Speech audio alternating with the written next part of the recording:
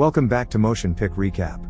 Today we're going to recap the science fiction, action, and thriller movie titled Limitless. Spoilers ahead. Watch out and take care.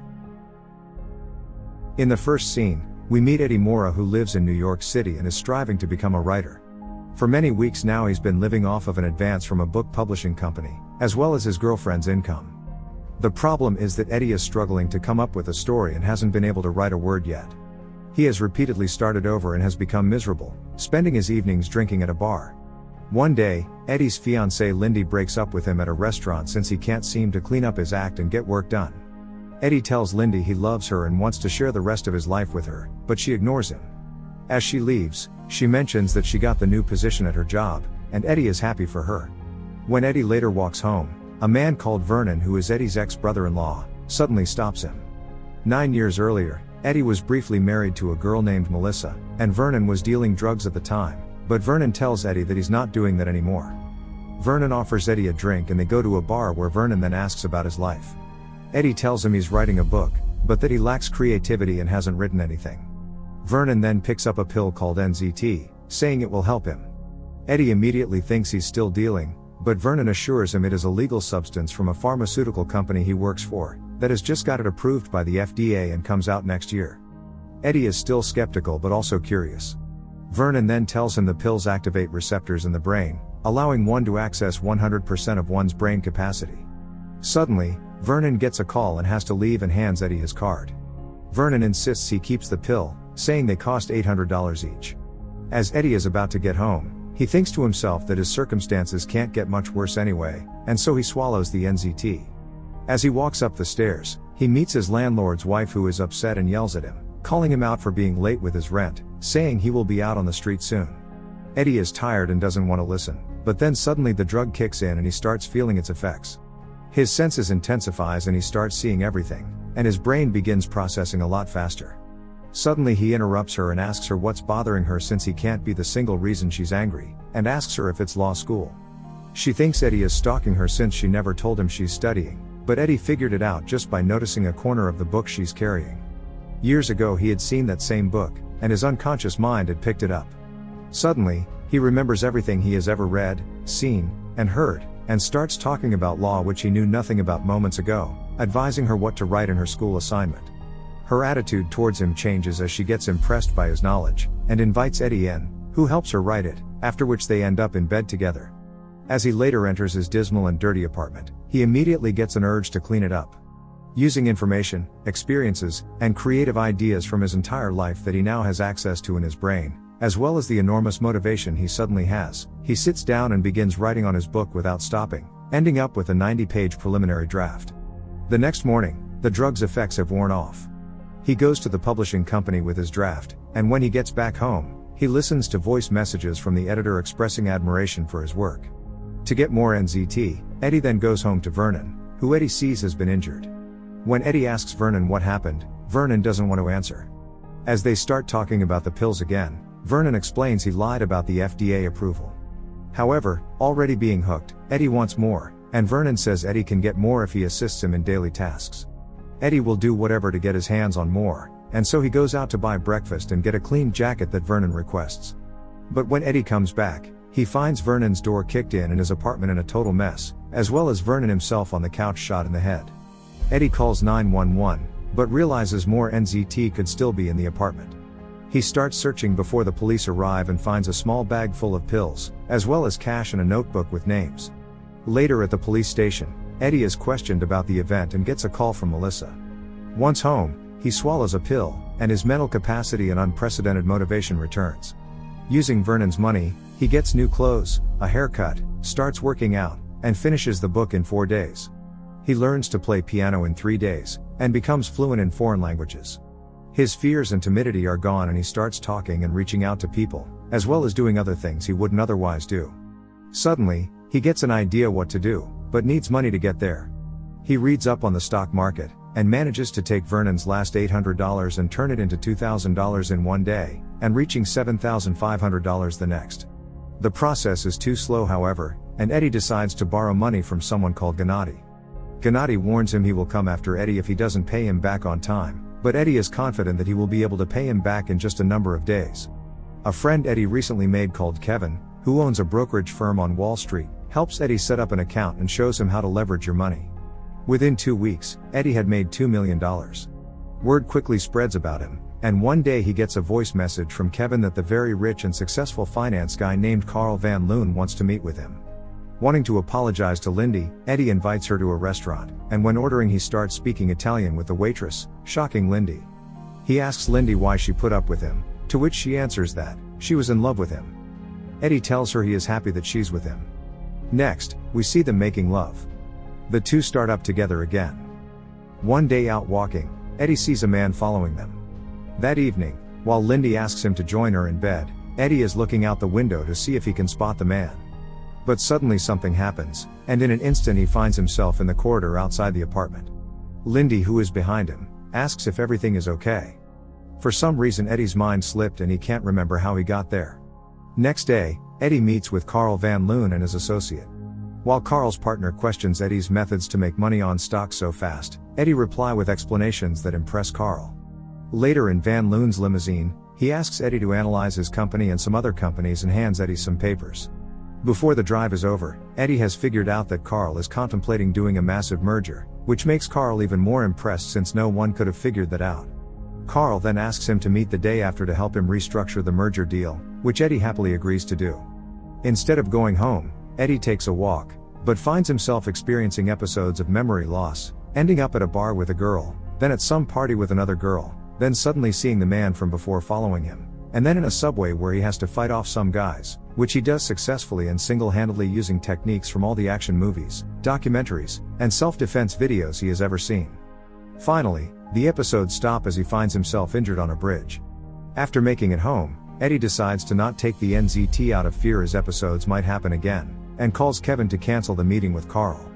But Kevin tells him they will never get a chance to speak with Carl again if he doesn't go, and so Eddie goes without having prepared anything. Once at the meeting, they start talking about a man called Atwood, who very quickly got to the top in a very short time, and who Carl is trying to merge with. Already dizzy and having a hard time concentrating on the conversation, Eddie then stops listening altogether as he sees the news on the TV reporting on a murder, seeing that the victim called Maria is one of the women he was with the night before. Feeling sick that he might have killed her, he excuses himself from the meeting and runs out to vomit on the street. Once he's back home, he gets a call from Melissa wanting to talk about Vernon's death, and they decide to meet at a diner. He gets Vernon's ledger that contains telephone numbers to people that he figures might know about the side effects of NZT, and then goes out in a park to call them, but eventually finds out they are all either dead or sick. Suddenly when he is calling on a number, he realizes the man who has been following him around is sitting right beside him and is the one answering his call. Eddie gets up and attempts to run from him with his sore leg, and finally succeeds by jumping inside a taxi that drives away. He gets to the diner where he meets Militia, who tells him she also took NZT once, but that she decided to stop when she learnt that letting the brain work hard over a long period of time would cause mental burnout. 2 years have passed since she stopped, and she still experiences memory and concentration problems. She advises Eddie to stop too, but by gradually lowering the dosage since stopping right away could kill him. On his way home, Eddie runs into Gennady who beats him up, wanting his money. Eddie falls to the ground outside his apartment and accidentally drops an NZT, which Gennady sees and swallows, thinking it's some sort of drug.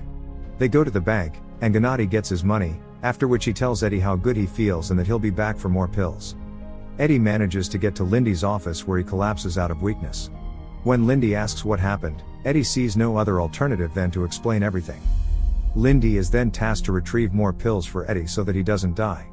She goes home and retrieves them, but while on the phone with Eddie on her way back, she notices the man following her. She starts running and gets to Central Park where she asks 2 men for help, but they both get stabbed when trying to stop him. She manages to hide and picks up the phone again asking Eddie what to do. He tells her to swallow a pill, after which she will know. She takes it, and then suddenly an idea pops up in her head.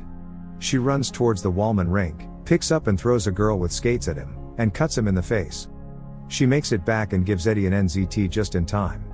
Next day, Lindy explains she felt like another person after taking the pill, saying she won't see Eddie until he quits taking NZT. As she leaves, Eddie sees Gennady looking for him. Eddie goes up to him, and Gennady requests more pills, which he gives him.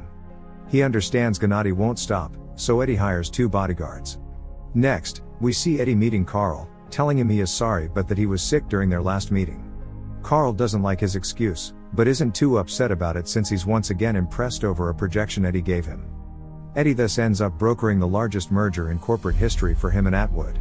Soon, Eddie finds out that he can avoid episodes of memory loss by not drinking alcohol, getting good sleep, eating properly, and keeping a steady dosage of NZT.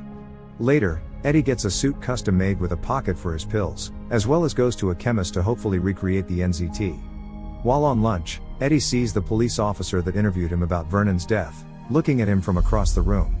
When he goes up to talk with him, the cop informs him that a witness has placed Eddie at the scene where Maria was murdered. Eddie then hires the best lawyer in New York, who manages to get Eddie to walk free for now since the evidence is too weak. As Eddie meets with Carl and Atwood again, he notices Atwood's health has become much worse. Afterwards, Carl tells Eddie he will get $40 million when they sign the merger contracts. When Eddie comes home, he sees that someone has ransacked his apartment, and so he decides to buy a penthouse with a top-of-the-line security system. On the street, Eddie meets Gennady, who demands 20 more NZT pills till next week. Also having hired security, Eddie tells Gennady he's getting smarter. A day later, Atwood doesn't show up for the signing of the merger. Instead, Atwood's wife shows up, telling them her husband is at the hospital, but assures them they have every intention to sign the agreement. Carl and Eddie follow her to her car, when Eddie suddenly sees the man that has been following him and Lindy, who is Atwood's chauffeur. Eddie thus figures Atwood is dying because he's out of NZT. Later that day, Eddie meets with his lawyer at the police station for a police lineup, and Eddie hands his attorney his suit jacket before he goes in. When Eddie gets back out, his lawyer tells him the witness didn't recognize him, and also comments that Eddie's jacket is of very nice quality. Eddie then heads back to Carl's office, where he learns Atwood is in a coma and the press has learned of the merger. Feeling the NZT is wearing off, Eddie goes to the bathroom to take a pill, but notices his bag is gone from the secret pocket inside his jacket. Upset and on his way back to Carl's office, Carl's assistant gives Eddie a package that just arrived for him. While Carl angrily asks Eddie what he knows about what happened to Atwood, Eddie opens the package and is shocked to find his bodyguard's hands in it. Without answering Carl, Eddie leaves to go home. Once in the penthouse, Eddie is watching the news when he sees that the lawyer he hired also is Atwood's lawyer. Eddie laughs as he now understands the whole swindle. Suddenly, someone is trying to break down his door. As Eddie checks his monitors, he sees Gennady and his goons using heavy metal tools and circular saws in attempts to break in. Since he has no other way out, Eddie stands on his balcony and considers jumping. But as he is about to slip, he stops himself, remembering he has one NZT left in his metal box somewhere among his packed things, and so he quickly begins to search for it. The exact second Gennady kicks the door open, he finds one, but becomes so stressed that he trips and drops it and loses it. They grab Eddie and sit him down. As Gennady injects an NZT directly to his blood and explains the effects of the NZT become more enhanced and prolonged that way, Eddie spots a knife beside him, as well as that one of the goons has a blind eye. While Gennady's guys search around for NZT, Gennady picks out tools to torture Eddie with. The two goons find a safe and start using a circular saw to open it, making loud noises. As Gennady looks away, Eddie quickly takes the knife and hides it behind him. When Gennady walks up to him, Eddie swiftly stabs him and manages to kill him. But since Eddie is weak from no NZT, he lies on the floor. Then he remembers that Gennady just injected NZT to his blood, and so Eddie starts sipping it from the floor. It does the trick and the enhanced Eddie comes back. The goons haven't heard anything due to their tools' noises, but suddenly the thug with one eye sees Gennady on the floor and runs to him. When Eddie mumbles something the goon can't hear, the goon leans forward to hear Eddie, who then picks out a syringe from his mouth and pricks the thug's working eye, blinding him completely. Eddie then runs and hides in the security room, where he grabs the monitor to hit the other goon with. But the thug quickly gets up and grabs Eddie and starts choking him. Eddie kicks him back, and the blind goon inadvertently shoots his thug companion. As he realizes he shot his friend, he begins shooting around to hopefully hit Eddie. But Eddie pushes a piano at him so that he goes through a window and is knocked unconscious. Meanwhile, Atwood has passed away, and Eddie goes to speak with Atwood's chauffeur, telling him the lawyer must have kept the NZT pills to himself since Atwood never got them and died. Displeased with the lawyer, the chauffeur joins Eddie to retrieve the pills. Months later, Eddie is seen running for senator, and suddenly a sponsor steps in to talk with him. It's Carl. He tells Eddie that he left Wall Street for the pharmaceutical industry. Having found out Eddie used NZT, Carl has now shut down Eddie's small lab and has started producing it himself. In exchange for favors, he offers Eddie a steady supply of them, But as they get out to Carl's car to go and talk more over lunch, Eddie refuses to comply with his bribe. He then tells Carl he managed to change the NZT so there were no side effects, and then he slowly phased out, and is now off of it. However, the enhancement effects of NZT have remained permanent on him, and illustrates it by predicting a car will crash on the road beside them due to the driver being distracted, which happens. Carl threatens Eddie that Eddie will not stay alive long. But Eddie puts his hand on Carl's chest, noting that he has heart problems and will probably perish in 6 months, after which he tells Carl that he will always be 50 steps ahead. In the last scene, Eddie walks into a Chinese restaurant and meets Lindy. As Eddie orders, he speaks Chinese with the waitress and cracks a joke in the foreign language. When the waitress leaves, Lindy looks at Eddie without saying anything, and Eddie says, "What?" The end. Thank you for watching. Make sure to subscribe if you'd like to see more videos like this and hit the like button to help us out. Until next time, take care.